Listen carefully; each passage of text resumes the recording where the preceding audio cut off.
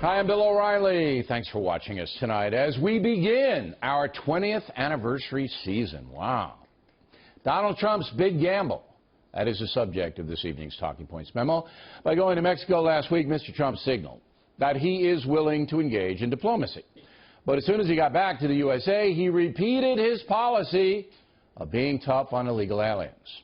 There was some nuance, but not much. And that is Mr. Trump's big gamble. He is hoping that American voters are fed up with a federal government that will not enforce immigration law, thereby allowing chaos to reign and actual harm to come to Americans like Kate Steinle. The Republican ticket apparently believes there are many voters who are silently sick of permissive immigration policies in place for decades. They're sick of it. Remember, if you are outspoken about enforcing immigration laws, the left will brand you a nativist and perhaps even a racist. That's a vicious card to play, and it has inhibited speech to some extent. There's no question that illegal immigration is an explosive issue, one that allowed Donald Trump to win the Republican nomination. Again, it comes down to this. Are most American voters fed up with the anarchy?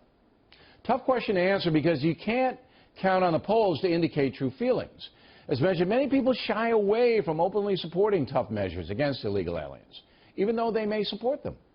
For those voters, Trump offers a border wall, a crackdown on sanctuary cities, and zero tolerance for aliens who commit crimes on American soil. That's a powerful lure for disenchanted voters. That being said, there's no question that Donald Trump will not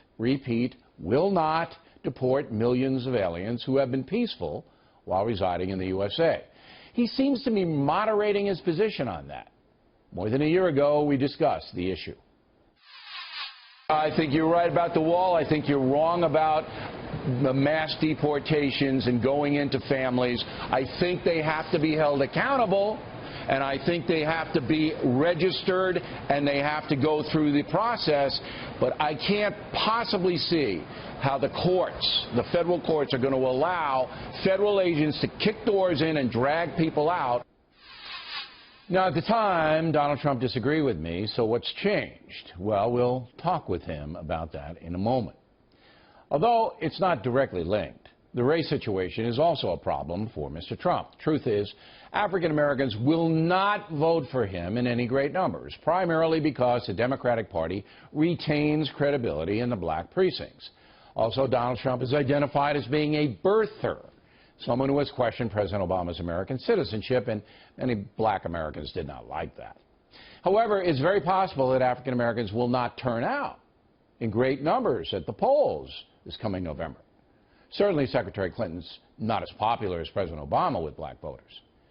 Donald Trump's foray to Detroit was a wise move, even though the usual suspects slammed him.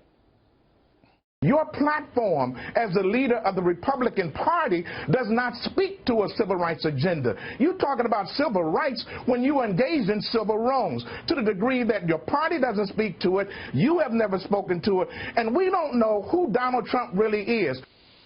Now, it's almost amusing that Reverend Anthony excoriates the Republican Party's racial policies when the Democrats have allowed the city of Detroit, his city, to be destroyed right before his own eyes. Politics trumping reality, pardon the pun, once again. Talking Points well understands that Donald Trump will have to overwhelmingly win the white vote to have any chance of being president. And last week's immigration and race storylines might have helped him. New CNN poll out today has Trump leading Hillary Clinton 49-48. If you factor in the other two alternative candidates, Trump wins 45-43. That's a big turnaround from mid-August. And it was driven, according to CNN, by 90% of Republican voters now supporting Trump. 90%. The LA Times daily tracking poll has a race tied, Trump 44, Clinton 44. NBC News has a Clinton 48, Trump 42. In a four-way race, Clinton 41, Trump 37. So again, Trump's making some progress, or so the polls say. But it all comes down to electoral votes. And here Donald Trump has some difficulty. Hillary Clinton is competing in states like Arizona, Georgia, and North Carolina. Those states usually vote Republican. Donald Trump needs to win those three, Florida, Ohio, and either Pennsylvania or Michigan, to even be competitive in the Electoral College. That will not be easy.